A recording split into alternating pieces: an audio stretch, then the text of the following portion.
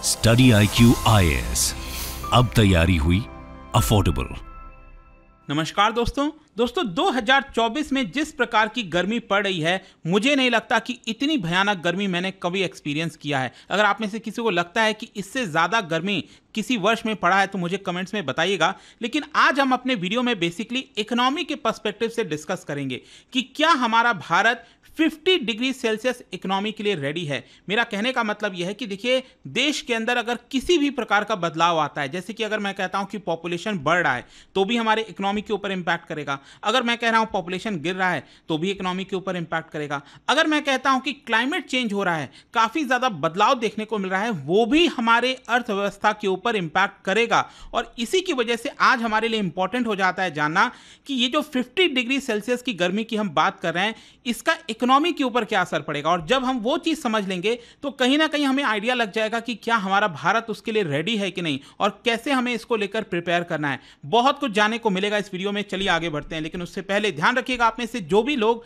UPSC की preparation कर रहे हैं, आप हमारे जीएस फाउंडेशन बैच को जो इस समय चल रहा है वो ज्वाइन कर सकते हैं simply by using this code Ankit live, ताकि आप मैक्सिमम डिस्काउंट के साथ 2025 की तैयारी यहां पर कर सकें। चाहे ऑप्शनल बैच लेना हो वो भी आप ले सकते हैं। और इसके अलावा अगर आप एमसीक्यूज अटेम्प्ट करना चाहते हैं तो मेरे इंस्टा पेज पर जाइए, वहां पर स्टोरीज में जितने भी एमसीक्यूज हैं उसको आप अटेम्प्ट कर पाएंगे। तो चलिए शुरुआत करते हैं और सबसे पहले ये देखते हैं कि एग्जैक्टली चल क्या रहा है। देखिए, आपको याद होगा पिछले महीने की बात है, दिल्ली के अंदर जो पारा है, जो टेम्परेचर है, वो 50 डिग्री सेल्सियस को पार कर गया था। इनफैक्ट यहां पर एक समय बताया जा रहा था कि दिल्ली के एक इलाके में, मुंगेशपुरी में 52 डिग्री सेल्सियस से भी ज्यादा टेम्परेचर देखने को मिला था। ऑल्दो इसको लेकर कुछ मतभेद थे कि यहां पर हो सकता है कि टेम्परेचर रीडिंग की वजह से कुछ इश्यूज हुआ हो। खैर, जो भी है, मेरा बेसिकली कहने का मतलब यह है कि जो नॉर्मल आपको टेम्परेचर पहले देखने को मिलता था 10 साल 15 साल पहले, आज वो चीज नहीं है।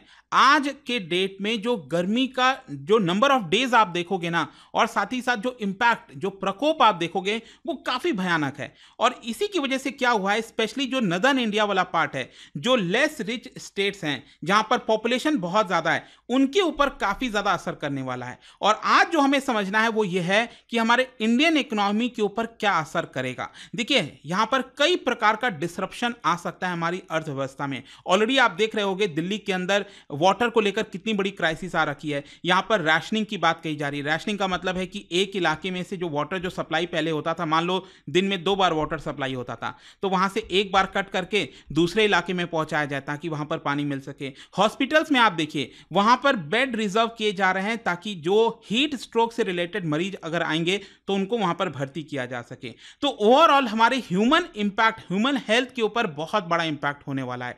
अब इसकी वजह से देखिए क्या है कि यहां पर जब जितनी ज्यादा गर्मी पड़ेगी, आप देख ही रहोगे आपके शरीर में कि मन नहीं करता होगा काम करने का। क्यों? क्योंकि हमारी प्रोडक्टिविटी कम हो जाती है, बाहर निकलने का मन नहीं करता है। तो इसकी वजह से क्या होगा, ये डायरेक्टली हमारे इनकम के ऊपर असर करेगा। जो लेबर इंटेंसिव सेक्टर है वो सबसे ज्यादा प्रभावित होंगे। अब जैसे कि यहां पर कई सारे सेक्टर्स की आप बात कर सकते हो, एग्रीकल्चर हो गया, फॉरेस्ट्री हो गया, फिशरीज हो गया, टूरिज्म हो गया, हर जगह आपको इसका असर देखने को मिलेगा। और साथ ही साथ ओवरऑल जो अनऑर्गेनाइज्ड इंडस्ट्रीज हैं वो सबसे ज्यादा इंपैक्ट होंगे। जैसे कि फॉर एग्जांपल यहां पर metal, glass, plastic, chemicals, apparel, bakeries, eateries, इस तरह के जो अनऑर्गेनाइज सेक्टर्स हैं, जो कि एयर कंडीशनिंग अफोर्ड नहीं कर सकते। हमारे आसपास, घरों के आसपास आप देखना कई सारे छोटे छोटे फैक्ट्रीज देखने को मिलेंगे, वो एसी को अफोर्ड नहीं कर सकते। तो यहां पर कैसे वो काम कर पाएंगे? सो लेबर इंटेंसिव जो कंस्ट्रक्शन है वो भी यहां पर पॉसिबल नहीं हो पाएगा गर्मी के महीने में। गर्मी के महीने में आप देखते ही हो, यहां पर आपके आसपास कहीं पर भी कंस्ट्रक्शन होता है, जो लेबर्स हैं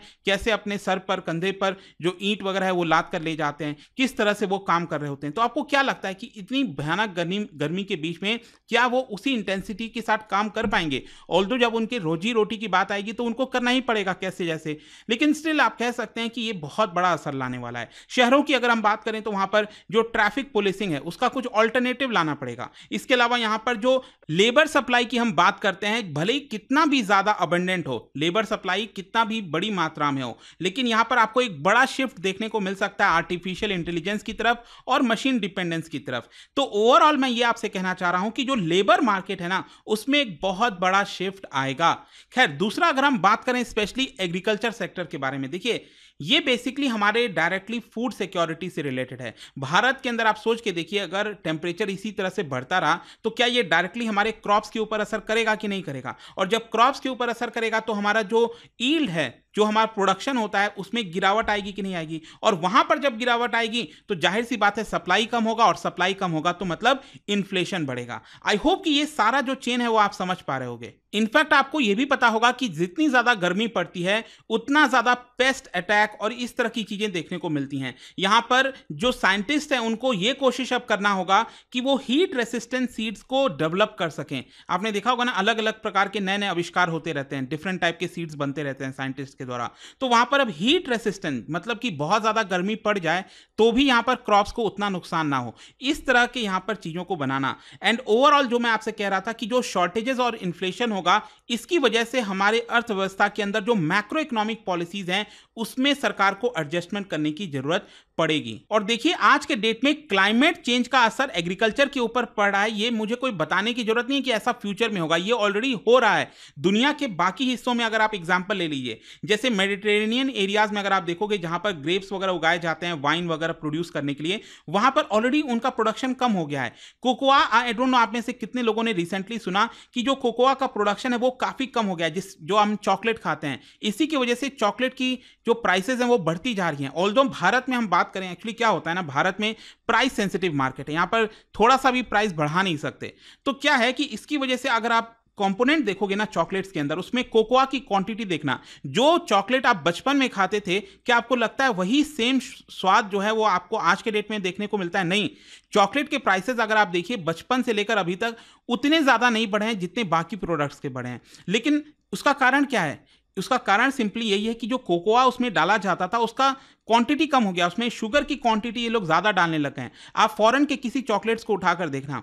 तो मैं आपसे बेसिकली ये कह रहा हूं कि यहां पर ओवरऑल जो हमारा एग्रीकल्चर है वो बहुत इंपैक्ट हो रहा है। इनफैक्ट एग्रीकल्चर में जो हमारे फार्मर्स हैं, आप क्या एक्सपेक्ट करते हो कि क्या उसी इंटेंसिटी से वो फील्ड में काम कर पाएंगे? यहां पर ज्यादा से ज्यादा मशीनों की आवश्यकता होगी, और मशीन की आवश्यकता होगी मतलब इन्वेस्टमेंट की आवश्यकता होगी। इसकी वजह से यहां पर जो बैंक्स हैं, जो फाइनेंशियल इंस्टीट्यूशन हैं, उनको और ज्यादा अलग अलग प्रकार के लोन देने पड़ेंगे, और हो सकता है कि इसकी वजह से बैड लोन्स की संख्या और ज्यादा बढ़ जाए आगे आने वाले समय में। तो बेसिकली मैं यहां पर आपसे ये कहना चाह रहा हूं कि ओवरऑल हमारी जो फूड पॉलिसीज है उसमें सरकार को बदलाव लाने की आवश्यकता है। क्योंकि अभी आप प्रेजेंट में देखिए, जो प्रेजेंट अप्रोच है वो क्या है फूड में, वो ये है कि इन्फ्लेशन बहुत ज्यादा नहीं होना चाहिए। आप देखते होंगे कभी भी अचानक से टमाटर के दाम बढ़ गए, अचानक से प्राइस के दाम बढ़ गए, तो उस समय क्या होता है, यहां पर सरकार तुरंत फायर फाइटिंग मोड में आ जाती है, क्योंकि सरकार को डर लगता है। कई बार ऐसा हुआ है, कई राज्यों में ये इन्फ्लेशन बढ़ने की वजह से, टमाटर और आलू प्याज के दाम बढ़ने से सरकारें तक गिर गई हैं। दिल्ली में ऐसा हुआ था। तो इसकी वजह से क्या है कि यहां पर सरकार बेसिकली कंज्यूमर सेंट्रिक रहती है, मतलब इन्फ्लेशन एकदम कंट्रोल में रहे, बहुत ज्यादा ना बढ़ जाए। इसकी वजह से नुकसान किसको होता है? फार्मर्स को होता है। फार्मर्स को जो थोड़ा बहुत प्रॉफिट हो सकता था वो शायद नहीं हो पाता। तो यहां पर एग्रीकल्चर सेक्टर में बहुत बड़ा इंपैक्ट आएगा, लेट मी टेल यू। फिर नेक्स्ट अगर हम बात करें, यहां पर जैसे सरकार लोगों को रोजगार देने के लिए क्या स्कीम चलाती है? मनरेगा की स्कीम चलती है। आपको पता ही होगा, साल में 100 डेज का गारंटी वर्क सरकार देती है रूरल एरियाज में। अब क्या है कि क्लाइमेट चेंज की वजह से जिस प्रकार से टेम्परेचर बढ़ रहा है, क्या वही सेम पॉलिसी वर्क कर पाएगी? नहीं कर पाएगी, क्योंकि मनरेगा में आप देखते हो यहां पर मैनुअल लेबर रिक्वायर्ड होते हैं। तो उसी इंटेंसिटी से उस प्रकार के वर्क अब शायद उतना पॉसिबल ना हो, इतनी ज्यादा गर्मी पड़ रही है। तो यहां पर भी सरकार को बदलाव लाने की आवश्यकता है। फिर नेक्स्ट यहां पर एक और चीज आपको समझना है, हमारे इकोनॉमी के अंदर जो कूलिंग कॉस्ट है वो बढ़ जाएगा। देखो, कूलिंग कॉस्ट का मतलब यह है कि जो एयर कंडीशनिंग वगैरह है, तो यहां पर इसकी डिमांड बढ़ रही है। डिमांड बढ़ गई है तो ऑब्वियस सी बात है उसके दाम भी बढ़ेंगे। तो स्पेशली यहां पर उन इंडस्ट्रीज में, फैक्ट्रीज में जहां पर इसकी आवश्यकता होगी, जैसे कि फॉर एग्जांपल डेटा सेंटर, जहां पर बहुत बड़े बड़े कंप्यूटर्स वगैरह लगे हुए हैं, वहां पर आपको कूलिंग कॉस्ट और ज्यादा देखने को मिलेगा। तो इसी की वजह से सरकार को अब क्या करना पड़ेगा? पहले जो आज के डेट में आप देखोगे एयर कंडीशनिंग, जो एयर कंडीशनर्स वगैरह होते हैं, रेफ्रिजरेटर्स होते हैं, उसको लग्जरी आइटम्स में सरकार रखती है, जिसकी वजह से जीएसटी और टैक्स वगैरह काफी लगाया जाता है। अब सरकार को ये चीज बदलना पड़ेगा, और इसको अब लग्जरी आप आइटम्स नहीं कह सकते आज के डेट में। आज के डेट में ये नेसेसिटी बनता जा रहा है बिकॉज ऑफ क्लाइमेट चेंज। और सरकार को जो एनवायरमेंटल फ्रेंडली वैरायटीज हैं एसीज में और बाकी चीजों में, उसमें और कम टैक्स लगाना चाहिए। फिर इसके साथ साथ यहां पर जो आर्किटेक्ट्स हैं, जो बिल्डिंग्स वगैरह का डिज़ाइन वगैरह करते हैं, अब उनको ज़्यादा फोकस करना पड़ेगा बाकी के जो हीट रेपेलिंग बिल्डिंग और कंस्ट्रक्शन मटेरियल्स हैं उसके ऊपर। जो ग्लास और स्टील जैसे फैंसी चीज़ें पहले लगाए जाते थे और फैंसी बनाने की कोशिश की जाती थी, वो शायद अब एब्सोल्यूट ऑब्सोलीट होती जाएगी। और फाइनली यहाँ पर एक और चीज़ है, वो है आपका जो कंजम्पशन पैटर्न है वो भी चेंज हो सकता है। कहने का मेरा मतलब यह है कि 10-15 साल पहले जो चीज़ आप कंज्यूम करते थे, तो वो ऑब्वियस सी बात है अब शायद वो आप कंज्यूम ना करो, क्योंकि एक तो वेदर चेंज होने की वजह से आपका कंजम्पशन पैटर्न भी बिगड़ सकता है, चेंज हो सकता है। तो इसकी वजह से यहाँ पर सरकार को बहुत सारी चीज़ों के ऊपर फोकस करना है। अब जैसे इंश्योरेंस वगैरह की हम बात करें, उसके कॉस्ट वगैरह बढ़ सकते हैं, बहुत सारी चीज़ें हैं। स्टॉक मार्केट के अंदर, इक्विटी मार्केट के अंदर जो प्राइसेस वगैरह हैं वो उस हिसाब से एडजस्ट होंगे, वहाँ पर रिस्क वगैरह बढ़ेगा, क्या होगा, किसी शेयर्स के दाम बढ़ सकते हैं, किसी के कम हो सकते हैं। तो आई होप कि आपको समझ में आ गया होगा कि यहाँ पर जब हम बात कर रहे हैं कि is India ready for 50 degree Celsius economy, इसके ऊपर अब नई जो सरकार बनी है, आपको पता है यहाँ पर मोदी 3.0 बने हैं, थर्ड टर्म है मोदी सरकार का। कहीं ना कहीं देखो क्या होता है ना, ज्यादातर हम फोकस करते हैं कब, जब चीजें गड़बड़ हो गई होती हैं। तो ये साफ साफ हमें दिख रहा है कि आगे आने वाले समय में जो क्लाइमेट पैटर्न चेंज हुआ है, हीट बढ़ती जा रही है, अगले साल और बढ़ेगी, फिर उसके बाद और बढ़ेगी। तो यहाँ पर जरूरी है कि कैसे हम अपने आप को पहले से ही सेव कर सकें, बचा सकें। तो आपको क्या लगता है यहाँ पर इसके बारे में, प्लीज़ मुझे कमेंट सेक्शन में बताइएगा। और मैं करना चाहता था ये वीडियो आप सबके लिए, ताकि आपके दिमाग में एक थॉट प्रोसेस आ सके जो भी इस समय चल रहा है। और जाने से पहले एक इंटरेस्टिंग क्वेश्चन, क्या बता सकते हो which one of the following is not a green house gas? आपको बताना इन चारों में से। इसका राइट आंसर आप सबको पता है, मेरे इंस्टाग्राम पर तो मिलेगा ही, वहां पर अगर आप नहीं हो कोई बात नहीं, टेलीग्राम से ले सकते हैं इसका सही उत्तर। मैं कई सारे जो एमसीक्यूज हैं वो यहाँ पर स्टोरीज में डालता रहता हूँ। अगर आपको पीडीएफ चाहिए तो टेलीग्राम पर आइए, अलग अलग सोशल मीडिया पर आप जुड़ पाओगे। और जैसा मैंने आपको बताया, अगर आप यूपीएससी की तैयारी कर रहे हैं, कोई भी बैच चाहते हैं, you can simply use this code Ankit live to get maximum discount. And I hope कि वीडियो आपको पसंद आया होगा। मिलता हूं आपसे next time. Till then, thank you very much, see you soon. Study IQ IAS, अब तैयारी हुई अफोर्डेबल।